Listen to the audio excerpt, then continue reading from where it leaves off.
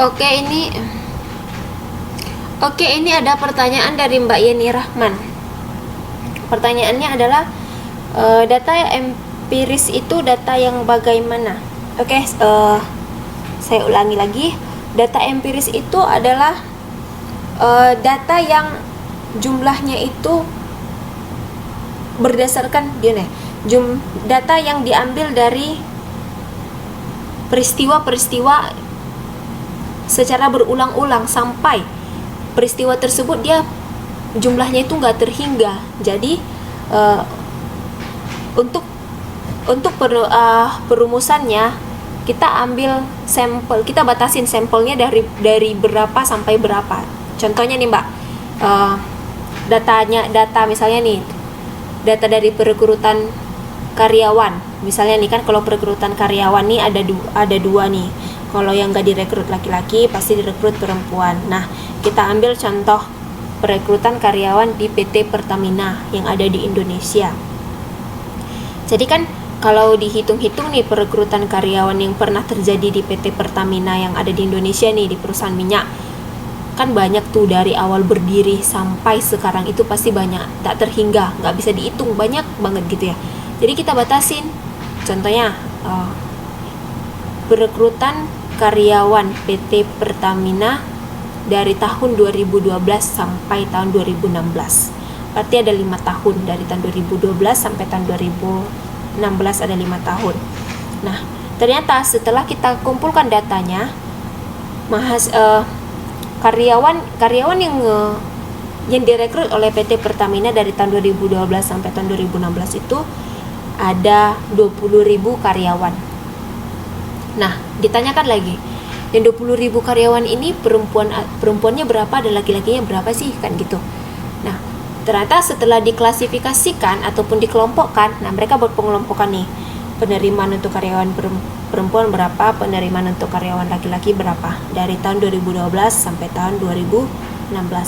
Nah, setelah dihitung, ternyata ada 15.000 karyawan laki-laki yang direkrut tahun 2012 sampai 2016, dan ada 5.000 karyawan yang direkrut untuk perempuan dari tahun 2012 sampai tahun 2016. Nah, ditanya lagi, berapa sih berarti kan kita udah bisa hitung probabilitas ataupun kemungkinan yang direkrut, kemungkinan direkrutnya karyawan laki-laki dari tahun 2012 sampai tahun 2016. Nah, tadi kan jumlahnya kan 20.000 laki-laki dan perempuan. Kalau laki-laki 15.000, perempuan 5.000 nih.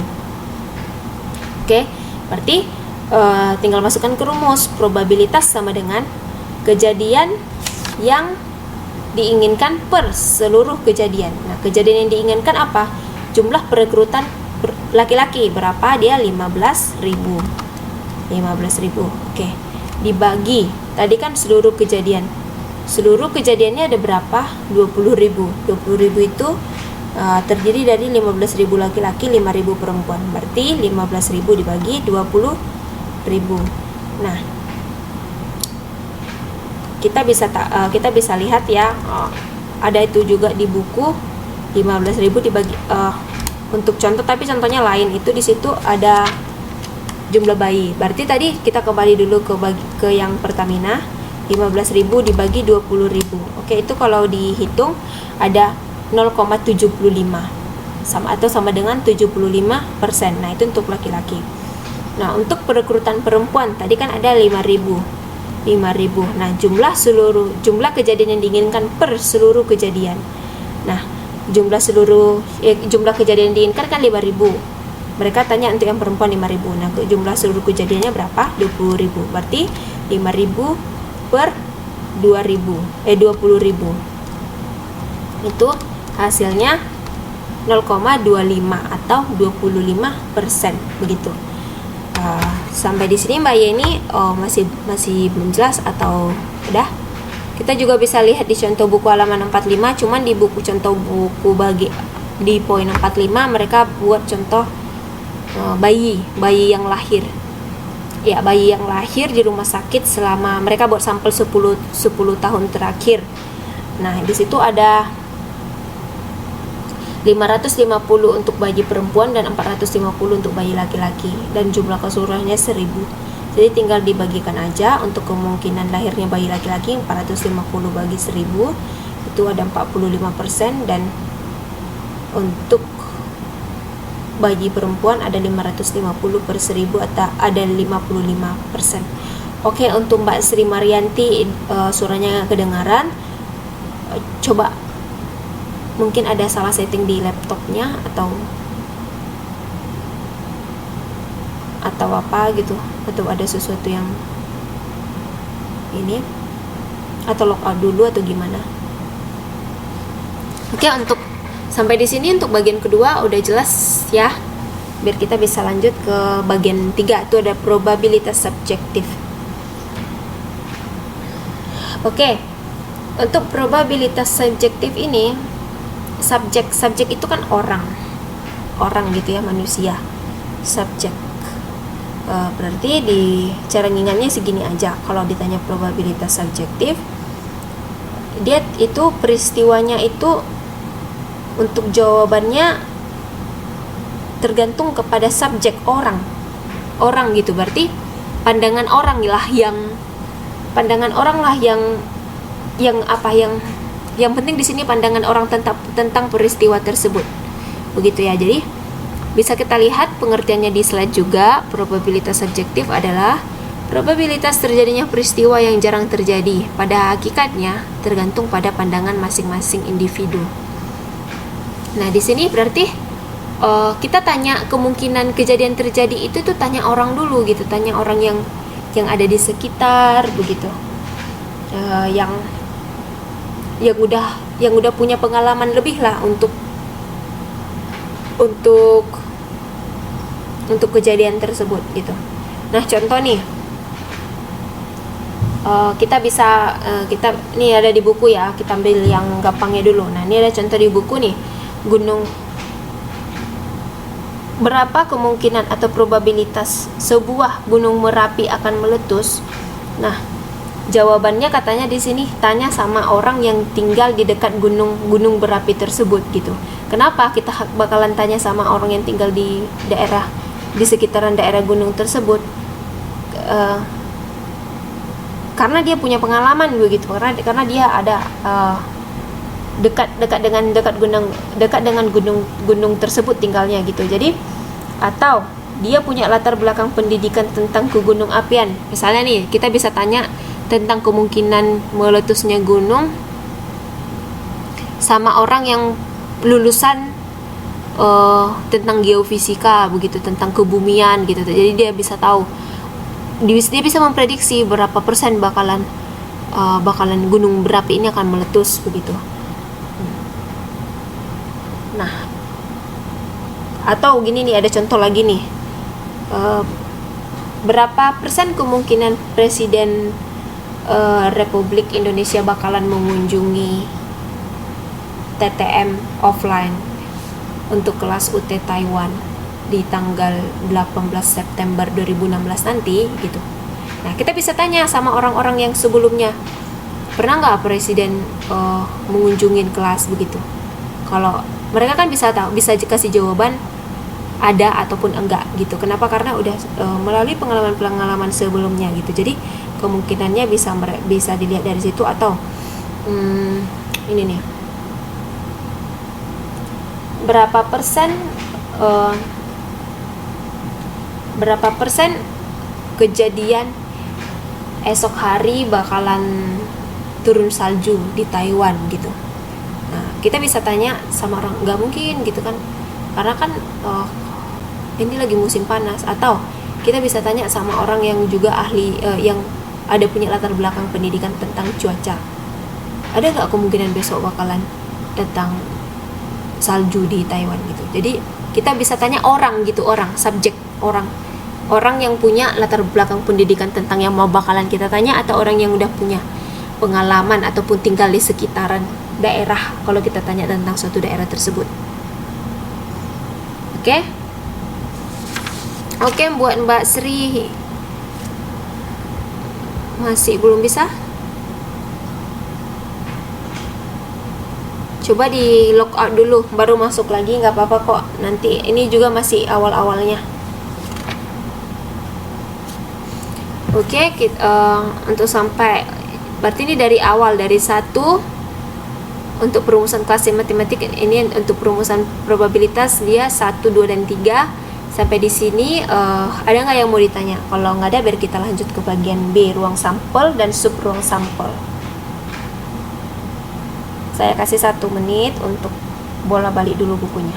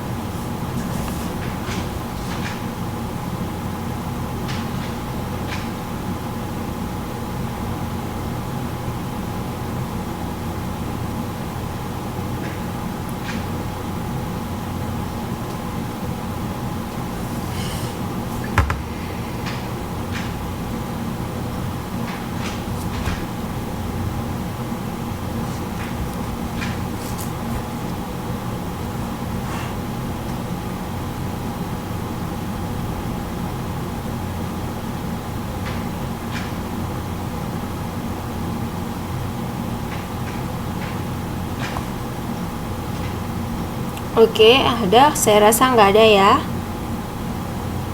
Oke, untuk yang belum bisa connect bagaimana?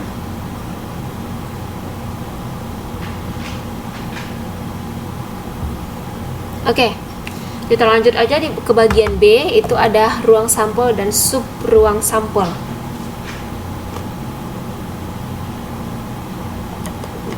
Oke, untuk ini pengertiannya itu adalah himpunan yang mempunyai unsur seluruh peristiwa ataupun kejadian. Oke,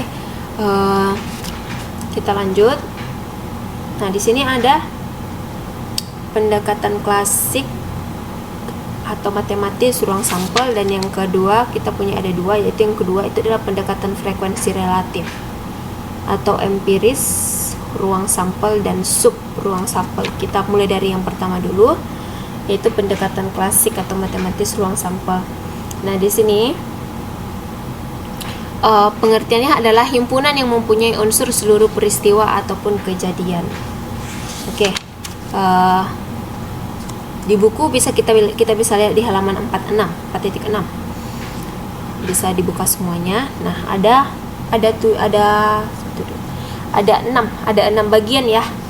6 bagian, yaitu yang pertama itu untuk pelemparan sebuah mata uang. Nah, yang kedua pelemparan 2 buah mata uang secara bersama-sama. Nah, yang ketiga pelemparan 3 mata uang secara bersama-sama. Yang keempat, nah ini dia masuk ke dadu. Contoh yang tadi kan mata uang, yang sekarang ini dia masuk ke dadu. Itu pelemparan sebuah dadu. Yang kelima, pelemparan 2 buah dadu secara bersama-sama. Nah, yang keenam dia kartu bridge. Dia pakai kartu bridge nih. Berarti ada 3 contoh: mata uang, dadu, dan kartu bridge. Oke, kita lanjut dulu ke bagian mata uang. Nah, yang 1 mata uang dulu nih kita pakai. Nah, kalau dia ada 1 mata uang kan, dia bakalan ada, cuman dia ada 2 sisi nih, sisi gambar dan sisi angka. Nah, di bagian sisi angka dan di bagian sisi gambar dan sisi angka. Nah, jadi di situ bisa dirumuskan S itu sampel ya. S sama dengan G, A. S sampel sama dengan itu, tanda itu dibaca himpunan.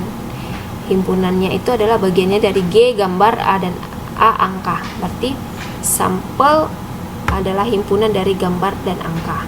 Itu kalau dia 1 mata uang, karena dia cuma 2 ada bagian gambar dan bagian angka. Oke, jadi kalau dia minta mereka buat diagram, nah diagramnya diagram lingkaran. Nah, diagram lingkaran itu yang mana? Itu dia gambar 4.2. Yang G baru A. G dilingkarin, terus A dilingkarin gitu. Nah, itu dia kalau dia minta dalam bentuk diagramnya diagram lingkaran. Oke, saya rasa di bagian A cukup jelas ya. Nah, kita masuk ke bagian B. Jadi dia tadi kan yang di A dia minta cuman satu mata uang aja. Kalau yang di bagian B dia minta dua mata uang. Dua mata uang dilempar secara bersama-sama. Nah, bakalan ada 4 peristiwa. Peristiwa apakah itu?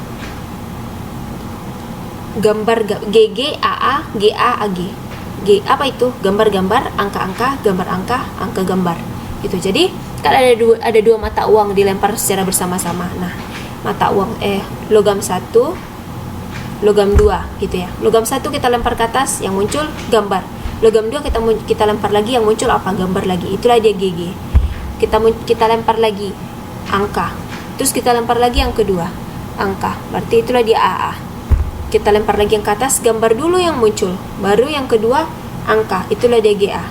Nah, kita lempar lagi angka, baru kita lempar lagi yang muncul gambar. Nah, pertanyaannya, itu kan sama aja GA dan AG, kenapa kok dibedain gitu ya? Kan dia sama-sama satu kali gambar, satu kali angka, kenapa dia beda gitu ya? Beda karena itu kan dia beda mata uang. Jadi beda mata uang, beda yang dilempar, beda kejadian. Makanya itu ada GA, ada AG, dia dibedain gitu. 4 dia kejadian, himpunan kejadian sampelnya itu ada 4, gambar-gambar, angka-angka, gambar angka, angka gambar gitu. Oke, sama dengan yang kalau dia 3 mata uang secara bersama-sama dilempar, tapi satu-satu gitu ya. Nah, kemungkinannya itu bakalan ada 8, nggak bakalan ada lebih dari 8. Nah, apa itu?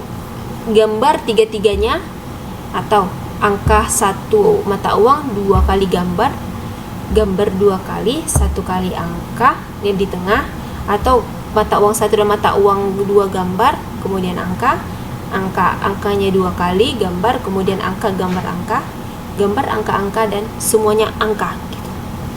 Jadi dia berbeda tiap inilah kejadian-kejadian yang bakalan mungkin terjadi. Bisa sih dipraktekkan kalau, tapi nggak bisa ya, saya nggak bisa demonstrasikan, saya nggak bisa tunjukkan langsung karena kita nggak tatap muka langsung. Tapi tadi kalau ini saya bisa demonstrasikan langsung di depan, dilempar 2 mata uang sekaligus ataupun 3. Oke, untuk yang himpunan GA yang 1 mata uang, 2 mata uang dan 3 mata uang, coba dulu kira-kira ada yang nggak paham nggak? Maksudnya ada yang masih belum ngerti gitu, bagian yang mana gitu.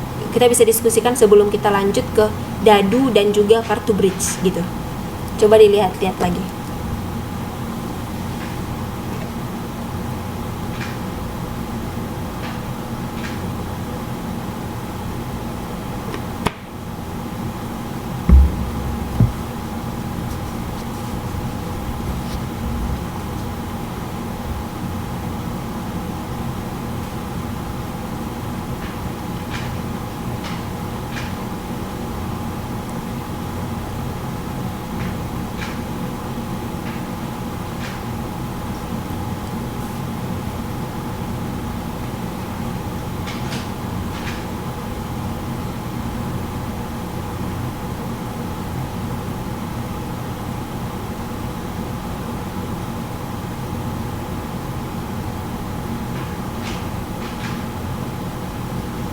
Oke, sepertinya ada yang mau bertanya. Oke, coba lihat lagi sebelum kita lanjut ke bagian dadu dan juga kartu bridge. Bisa dilihat lagi semuanya untuk bagian mata uang, 1 mata uang, 2 mata uang, atau 3 mata uang. Kita bisa diskusikan bersama-sama.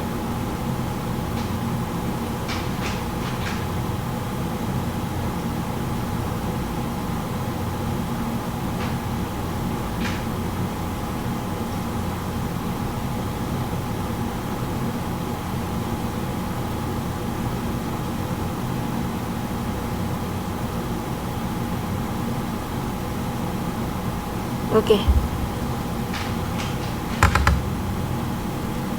Oh iya, benar, bisa. Oke, untuk Mbak Sumartin.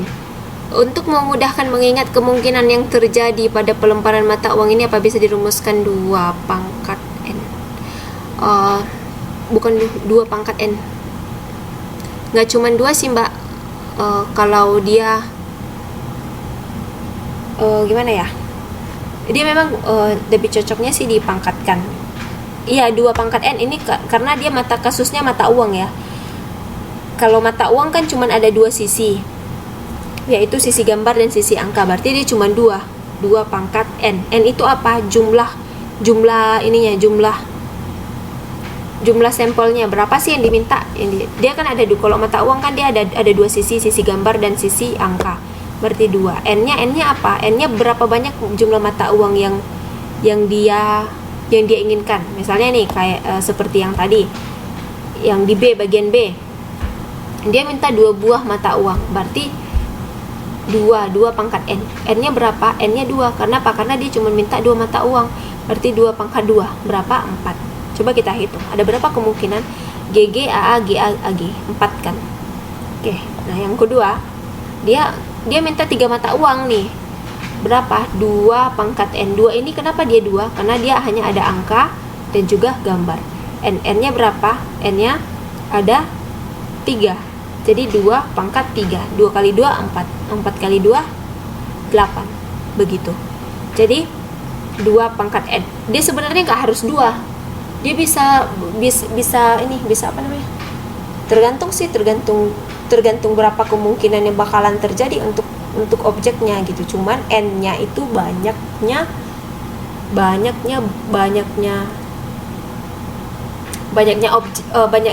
kayak ini kan, banyaknya mata uangnya, banyaknya objek yang dibutuhkan gitu, yang dia minta itu berapa gitu. Oke, untuk mata uang clear atau ada lagi yang mau ditanya? Bagaimana Mbak Sumartin, jelas?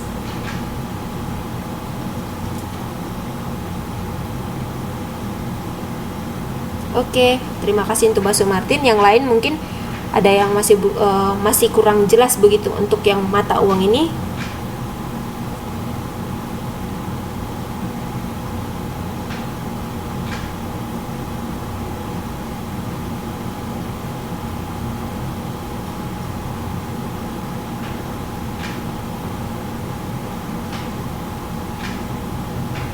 Oke, jelas. Oke, terima kasih. Kita lanjut ke bagian dadu nih. Tadi mata uang jelas, berarti kita lanjut ke dadu. Dadu kan ada 6 matanya tuh. Mata 1, 2, mata 3, mata 4, mata 5, mata 6. Nah, kalau dia tanya kemungkinan, kalau dia ini tanya sampel 1 dadu itu ada berapa? Ada 6 aja gitu. Ada mata 1, mata 2, mata 3, mata 4, mata 5, mata 6. Nah, kalau dia tanya ruang sampel untuk 3 dadu, siapa yang bisa jawab? Oke, kalau di sini ya untuk 3 dadu siapa yang bisa jawab?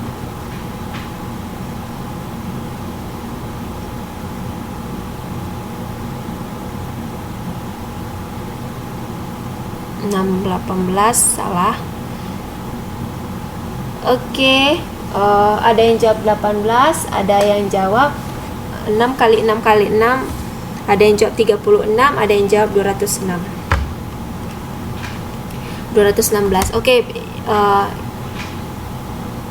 jawaban yang benar adalah 216, yaitu 6 kali 6 kali 6. Berarti Mbak Yeni Rahman sama Mbak Sumartin. Oke, benar. Dia nggak 36. Kenapa dia nggak 36? Kalau dia 36 itu dia cuma minta 2 dadu gitu. Karena kenapa? Dia tadi kan X pangkat N, gitulah rumusnya ya. X itu apa? Berapa sih jumlah sampelnya gitu. N itu berapa sih banyak objeknya gitu. Oke, benar. Jadi dadu kan punya 6 sampel nih. Mata 1, mata 2, mata 3, mata 4, mata 5, mata 6. 6 sampel. 6 sampel untuk berapa dadu? Untuk 1 dadu.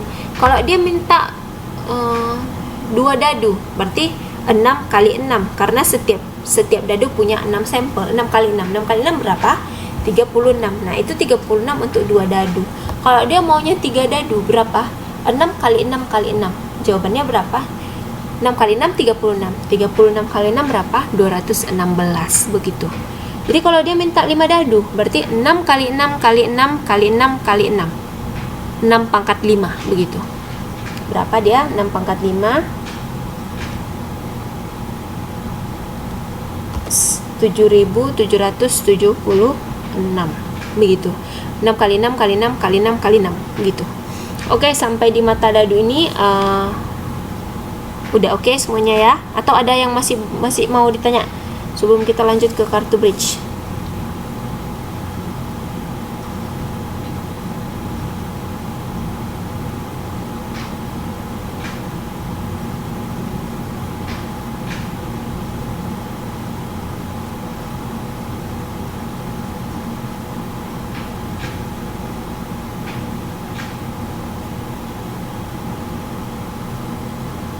Oke, di kartu bridge ini dia ada satu set kartu bridge itu ada 52 kartu katanya. Nah, ruang sampelnya mengandung 52 unsur. Kenapa 52 unsur? Karena dia 52 kartu.